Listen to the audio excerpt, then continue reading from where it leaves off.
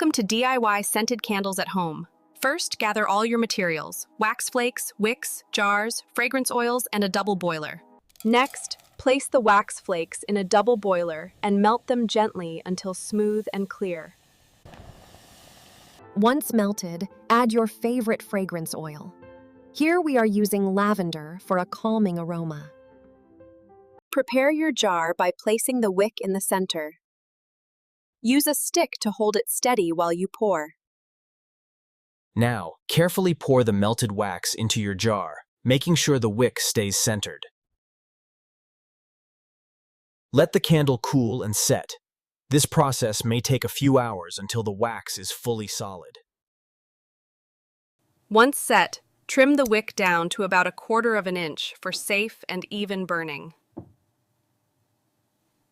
Congratulations!